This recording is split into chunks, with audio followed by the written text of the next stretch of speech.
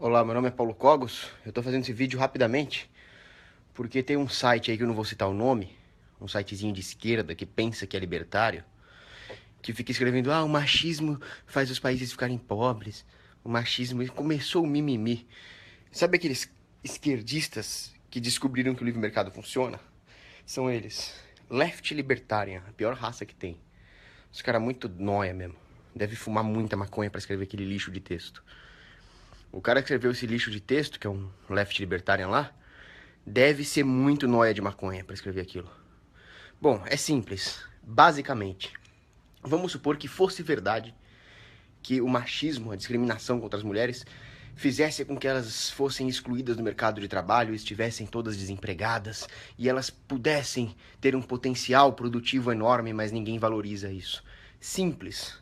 Bastaria que o empreendedor visse isso e ele pode contratar as mulheres, ou seja, ele pode adquirir recursos humanos para sua empresa a um baixo preço.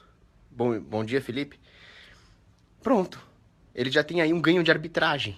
Existe um ativo subprecificado no mercado, você adquire esse ativo e tem um ganho de arbitragem. Logo, o mercado se equilibraria, porque haveria demanda por ativos subprecificados. Ou seja, se as mulheres realmente fossem subprecificadas no mercado de trabalho, o mercado rapidamente se ajustaria. Esse é o argumento do Walter Block.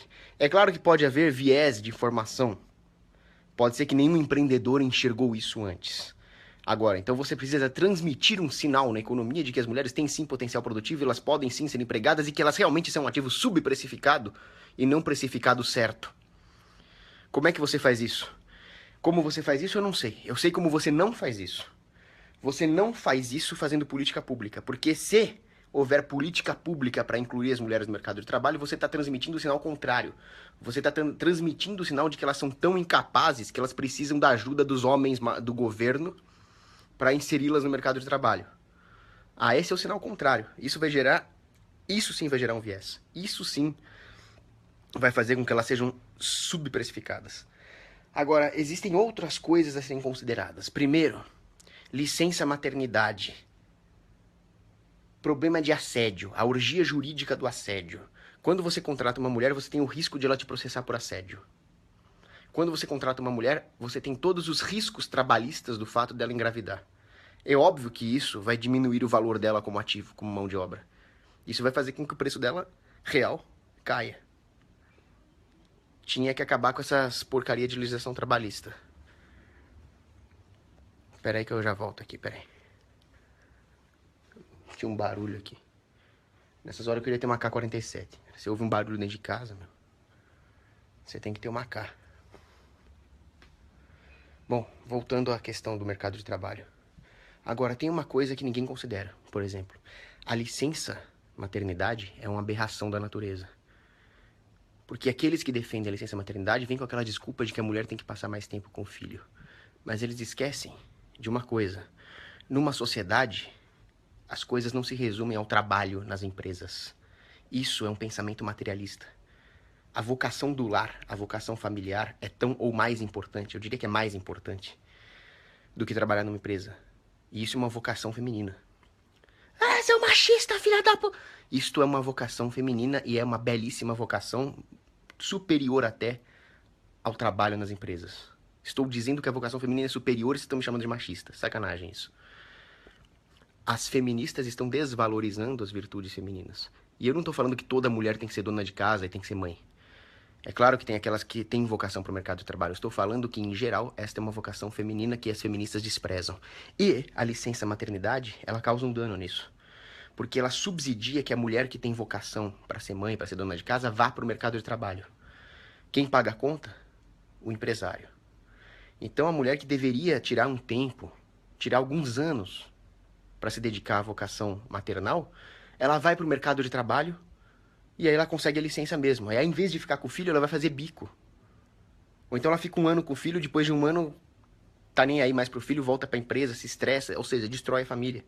Isso é um subsídio a uma perversão da divisão de trabalho. E da divisão de trabalho não só dentro das empresas, mas da divisão de trabalho como um todo dentro da sociedade. Onde o homem vai para as empresas sustentar o lar e a mulher cuida do lar e dá o ambiente de descanso pro guerreiro. Pô, você tá louco. Bom, isso aí quem falava era Nietzsche. Eu não gosto de muita coisa que o Nietzsche falava, mas ele falava realmente que o lar é o descanso do guerreiro. Não é problema nenhum. Uma mulher jovem pode muito bem ir para o mercado de trabalho quando jovem, casar, parar de trabalhar, ver os filhos crescerem, chegar até uns 12 anos de idade ali e voltar para o mercado de trabalho. Por que isso não acontece? Além do subsídio profano da licença maternidade, dessas leis trabalhistas, é muito difícil para um empregado ter essa flexibilidade, porque o capital tem muito mais, os detentores do capital têm muito mais poder do que o trabalhador. Por que o detentor do capital tem muito mais poder que o trabalhador? Não é por causa do capitalismo, não. O nome capitalismo é feio pra cacete. Mas isso acontece porque esta aliança entre governo e corporativistas faz com que as oportunidades de trabalho sejam reguladas e controladas pelo corporativismo. Não está na mão do trabalhador. Fica muito difícil para o trabalhador ter poder de barganha, empreender ele mesmo. Então, as legislações trabalhistas e as regulações para empreender fazem com que haja uma estamentalização social, de forma que realmente o trabalhador tenha que enfrentar um tudo ou nada. Ou ele vai ser dono de casa para sempre, ou ele vai ter que se matar de trabalhar. Ele não pode trabalhar 3 horas, ele não pode trabalhar 5 horas, ele não pode se matar de trabalhar um ano, 12 horas por dia e depois tirar um ano de férias. Ele tem que seguir aquela regrinha de 8 horas por dia, um mês de férias remuneradas, e não sai disso. Aí o trabalhador pensa que tem direito, mas não tem direito de nada. O único direito do trabalhador é seguir regras. Não existe uma customização. Então, quando você é obrigado a seguir regrinhas do Estado, você não tem direitos. Você só tem o dever de seguir a regra. Com isso, o acúmulo de capital na economia diminui, o que vai prejudicar o trabalhador também. Vocês já viram aquele diálogo entre um comunista e um anarquista individualista? Do Voltaire de Cleyre e da Rosa Slobodinsky? Fala exatamente sobre isso. Fala o quanto que o trabalhador deixa de se aperfeiçoar, até mesmo para conseguir uma profissão melhor, porque ele é obrigado a seguir regras.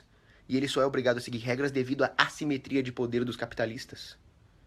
E os detentores do capital, os capitalistas a qual me refiro, só têm essa assimetria de poder de barganha por causa do governo regulando a economia, não é por causa do livre mercado. Se o mercado fosse realmente livre, se houvesse capitalismo mesmo, o capital, o capital não estaria concentrado na mão dos corporativistas. Bom, em suma, a mulher não ganha menos porque ela é mulher. Pode ter um cara machista? Pode. Pode ter um cara machista que está preocupado em ganhar dinheiro e vai contratar a mulher do mesmo jeito? Pode. Pode ter de tudo. O mercado é complexo demais para se fazer esse tipo de afirmação.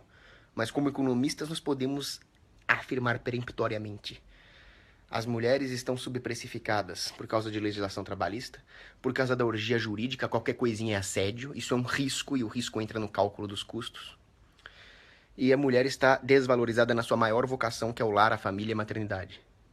Resumindo, é isso. Tô indo pra... Bom, vou pra missa, depois vou voltar pro trabalho aí. Abraço.